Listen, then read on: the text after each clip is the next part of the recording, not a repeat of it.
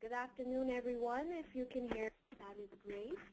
If not, you guys need to call into the phone numbers that was provided in your emails, depending where you are located, so you can call in and ask us questions. And we're about to start this webinar. Thank you, and now our presenter, Mr. Leon Dancona, will be on the line.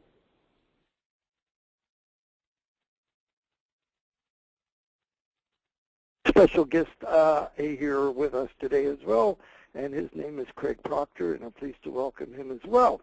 And feel free to ask any questions you have. Today's webinar is 20 minutes, and we're going to be discussing filters.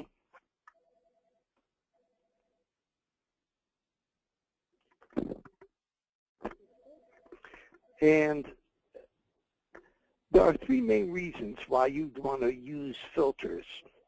The first one would be to be the most informed agent about your real estate market. And let me tell you a little story that happened to me just now. I normally take my car to the dealer, but I have a Midas muffler right next door, and they do mechanical work as well.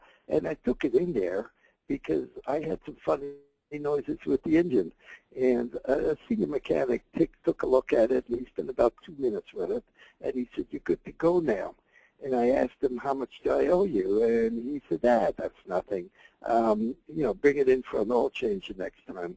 And he really expressed confidence, and now I'm taking my car there anytime it needs service. Not only am I saving money, but I feel very confident about the person. The reason I tell you this story is because what is a client looking for in a real estate agent? Does the client really care whether it's a male or a female, tall, short, or ethnicity or anything like that? He or she wants to get the most money in the shortest amount of time for their home, and they're looking to hire somebody, and if they find someone like my car mechanic, then they'll give you the business, and it's as simple as that.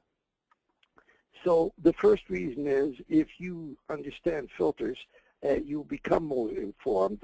And the second thing is that you want to know, in most large metropolitan areas, you can't cover the whole place. You can cover certain areas. You want to know which areas you should cover that work for you. And last would be to pinpoint reality, so it gives you the exact information to make you the guru of real estate. That's just about 10 minutes before you make that presentation. Sit down and spend a few minutes about where you're going to go. And I'm going to show you how each one is. We're going to go to Los Angeles County. We're going to go to, so first thing I wanted to show you is in filters. This is Toronto. This is Las Vegas. You know there's some differences. For example, in Canada, we have FSA, and in the United States, we have zip codes. And no matter what area you're in, not many have things like community. And when we go to each one of the MLSs, is going to be a little bit different, and we've given you as much as possible. So not all MLSs are the same, but the first 6 or 7 are pretty well universal. And you see the little help question marks here? If you click on one of them, it'll give you all the help about whatever it is that you're doing. The first filter that you get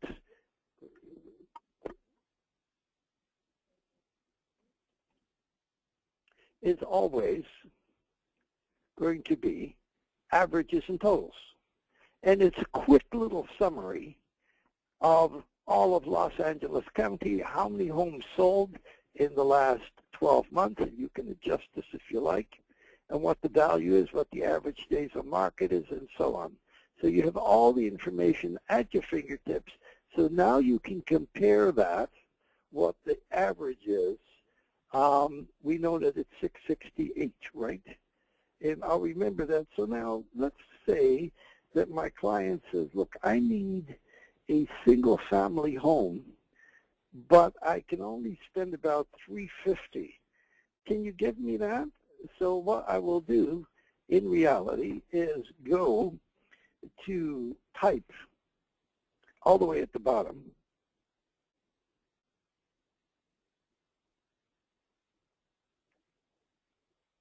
And I'm going to take single family residence and add that to my search down here.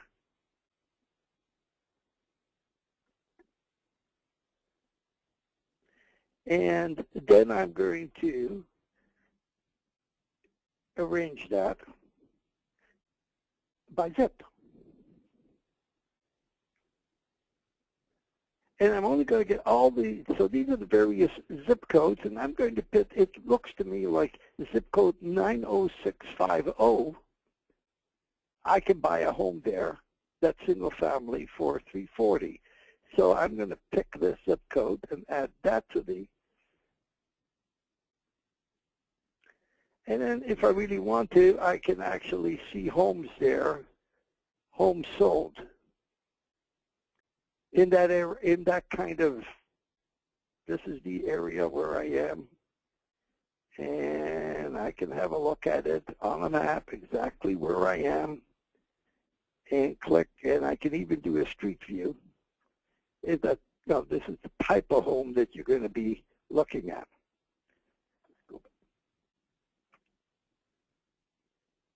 The exact information, therefore, is who on the call, and you can raise your hand. How do they raise your hands?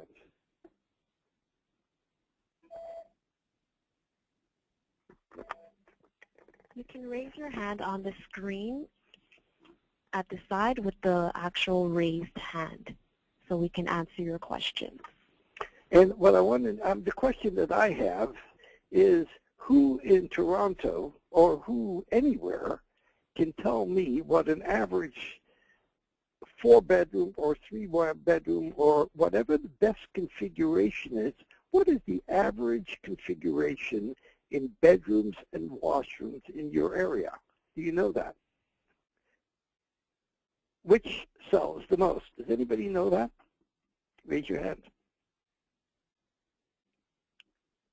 Most people don't. So I'm going to show you, I'm going to go to Toronto, MLS,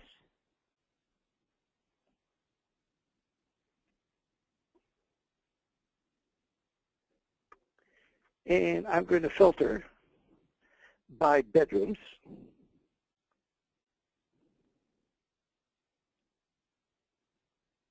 And of all the things, it would appear that 43,000 homes were sold with 3 bedrooms. So that's the most common configuration. I'll click on that and add it to the search. And with the 3 bedrooms up here, what I'm going to do is I'm going to filter it by washrooms. We're very polite. This means the same as toilets, but in Canada we're very polite, so we call them washrooms. And the most common configuration there, although it is very, very close, is 3 or 2 bedrooms. So I'm going to pick 3.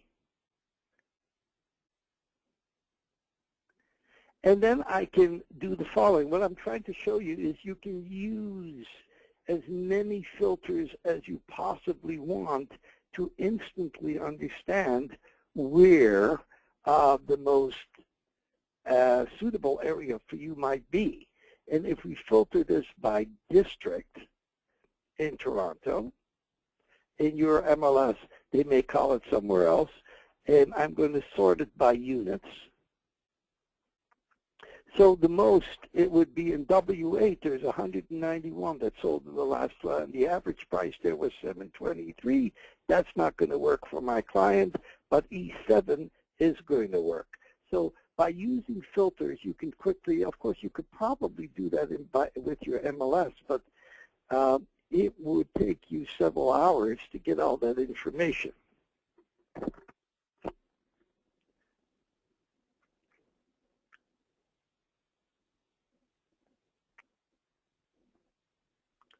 So we've pointed out to you what's normal out there. And one of the things that I want to show you in reality would be how you can make money. These are commissions. For example, I'm going to clear this. What is the average commission and what can you make in case you have some difficulty through commissions? And what we have here is the commission scale. Say it's 3% that you're doing. So there's $1.5 billion worth of commission on the table. And it's always wise to remember that when you hear a lot of real estate agents complain about how the market is and there's plenty to go around. The average commission is $16,000 and the median priced commission would be $13,000, and that's what's on the table. Depending on what you get, if you only get 2.5%, then this is your result. So I felt it was important to put the commission filter right second that you can go on. Now, what we're going to do is open it up for questions. And if you have a question, raise your hand. And I see we have Esther with a question. So I'm going to unmute you. Esther, what's your question? Okay, my question is, if I choose a particular zip code or postal code, and then I go to visual marketing, will I be able to see luxury homes for that postal code? Yes, you would. Their question is that you have, and that will be taken up in our next session, our next training session at the university. But she picked, let's say, a postal code. And let's say she picks the first one. And she has Google capabilities. And she wants to see visual marketing. Now, visual marketing shows you where the startup, move up, and luxury homes are. And in all of pretty well North America, they don't build $1-million homes next to little bungalows. So as you see the starter homes, which is the first 60% of what sells, go up to $490,000. And then the move up are the blues, and they go to $600,000. And the luxury homes are the red. So if I want to concentrate on the luxury, I guess this is where I'd have to go. And let me have a look and see what this is. I could even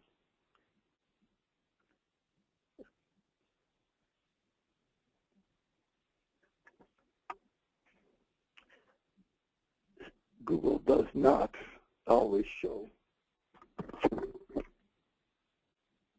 depending when they went out there. Where are we now?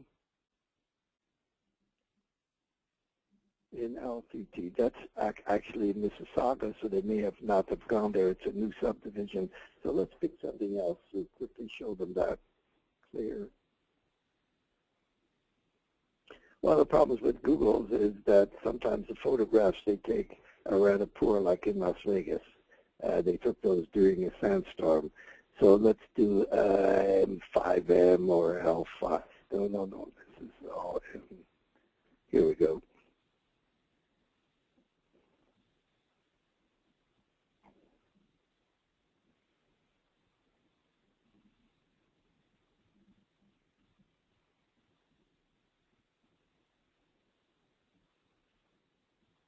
And we got quite a lot of those.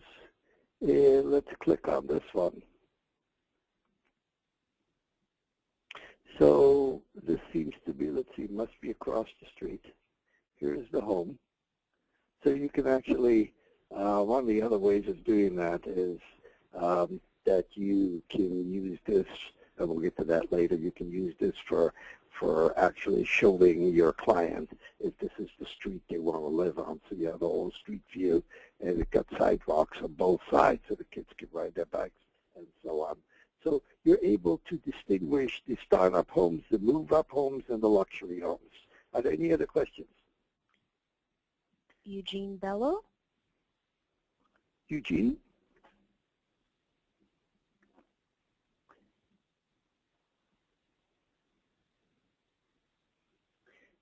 If there's no other questions, what I will do is show you how you can actually apply a lot of the, we have Teresa. Teresa, do you have a question? Teresa going once?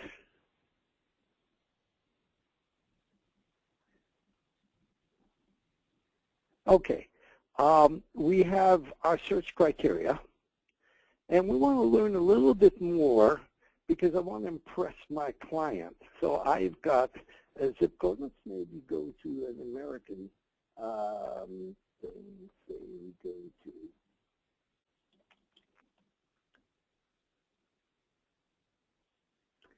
in Los Angeles County. We go to pick a zip code, and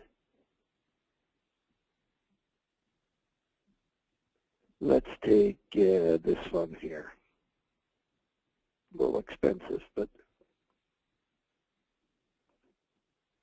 so what happens there? You want to walk in, and you really want to impress them. How long does it take to sell a home there? It looks like 41 days. So this is Los Angeles County, days on market, and zip code such and such you can do. So to ask ratio, and you can personalize your graphs whichever way you want.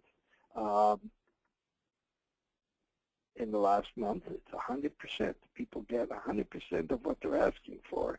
One of the nice things is average price.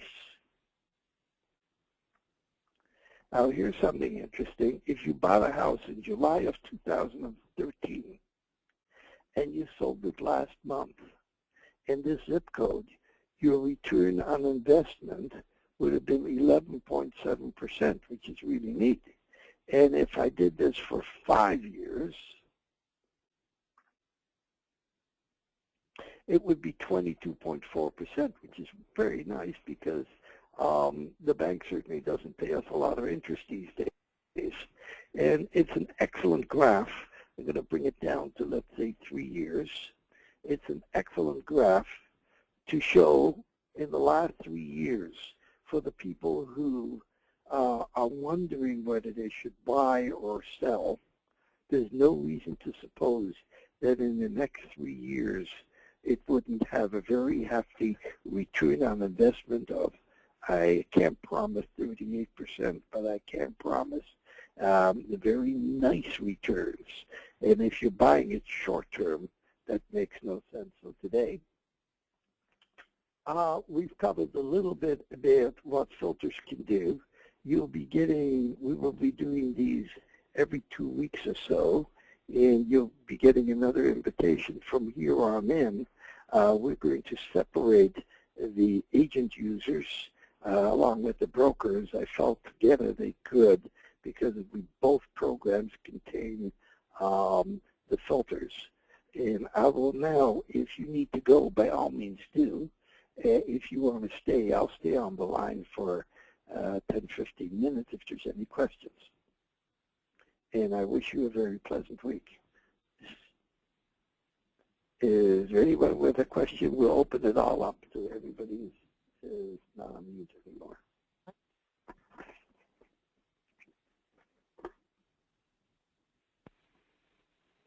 Hello, Leon. Can you? Hello. Leon, can you hear me? Absolutely. Yes, I can. I have difficulty understanding the pricing is right. The price is right. Well, that's that's our next seminar. Okay. Okay. Pricing it right, because it is a difficult. I'm going to devote. If this is an immediate need, then you can call our office, and I'll do a one-on-one. That's like fine. if you're going to do a presentation, you need to know right away. If not, that will happen in a couple of weeks. The next seminar is strictly on graphs. Okay, that's fine. Anyone else with a question? Question from Sarah Miller-Legg. Are you there, Sarah? Yes, I am. Hello. Hi. Hi there. I am wanting some help with using the system to zero in on the best subdivisions or streets where I can spend my marketing dollars most efficiently. That makes a lot of sense. So the question really is, do you have the broker program or do you have the agent program? Agent. Agent. And are you a CP member? Yes. Okay. So let me show you what you can do. In other words, what's good for you may not be good for me. So where are you, what is your area? San Diego. Okay, let's go to San Diego.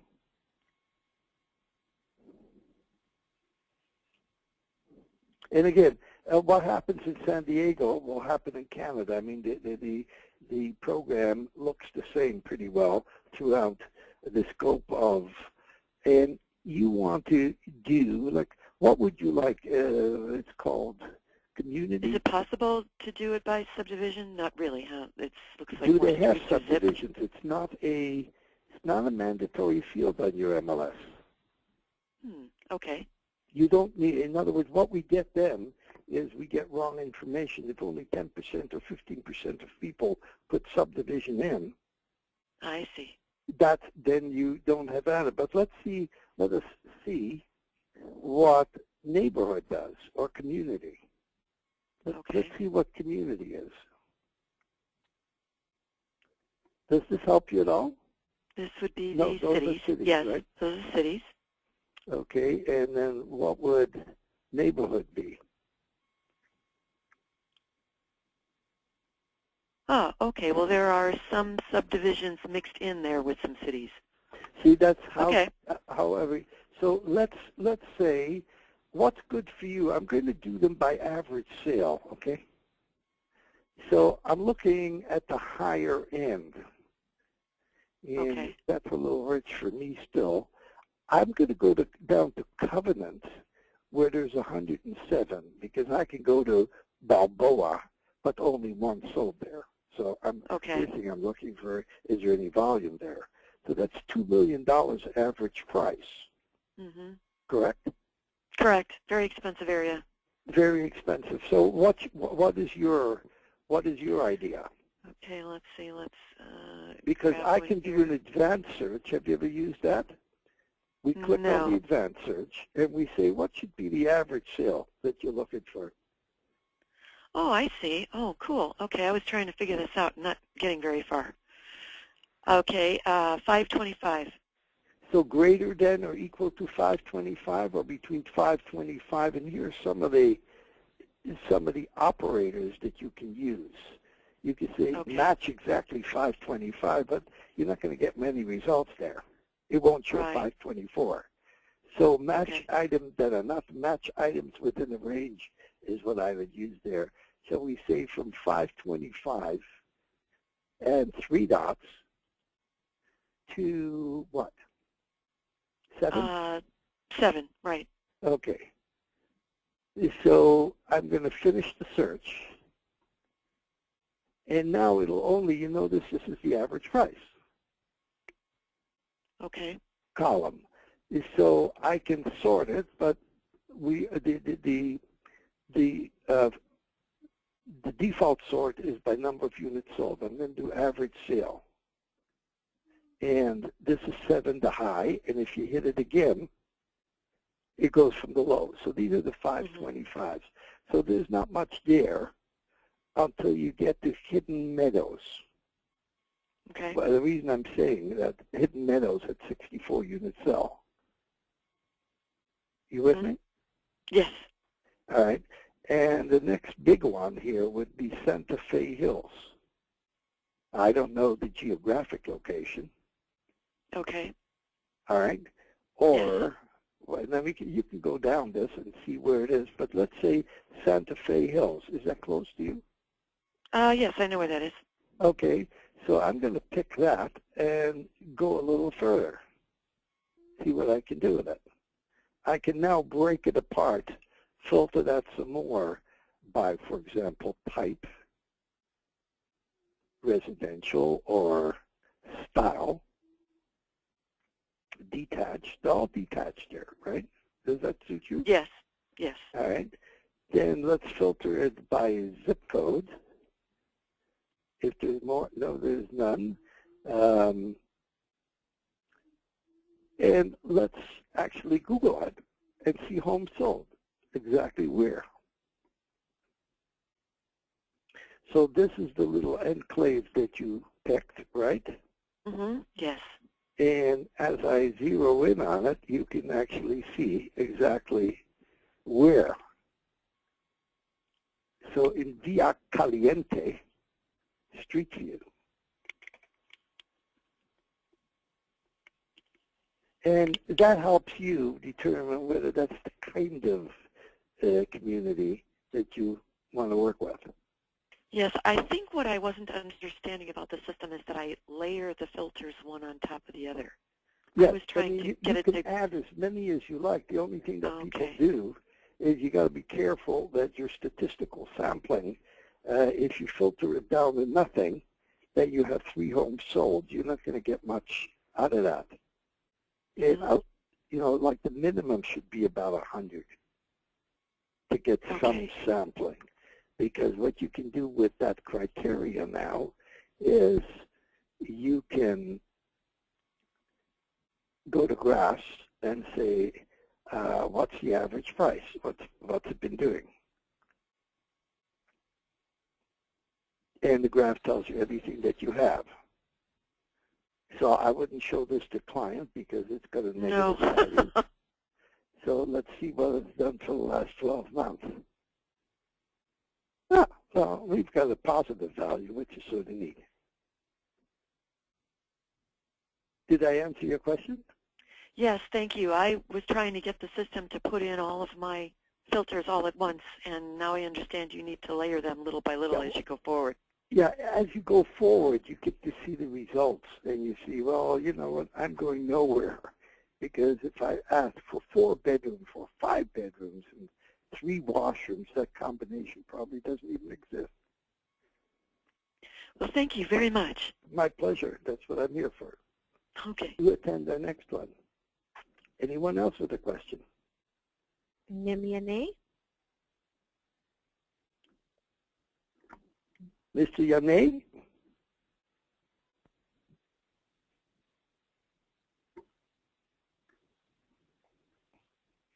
Greg Cochran? Craig, are you still with us? James? Anybody out there? You're all on mute, so you can speak up. Oh, we have another question from Esther. Yes, Esther. Yes. I just got my broker's license, and I'm Yes. looking at possibly recruiting some agents to work with me as a team. So I'm wondering if you have any programs that would help me do that a little quicker than, you know. Absolutely. I noticed that you are with a coach, and basically that's one level of programming. We have a higher level of programming, and if you call our office at 416-785-4321 and ask anyone there, they'll introduce you and do a demo with you on the broker program. Excellent. Thank you. If there's any other questions, and if there's not, I'll let you go and hope that this has been helpful. I look forward to working with you again in a couple of weeks from now. Thank you so much, and have a good day.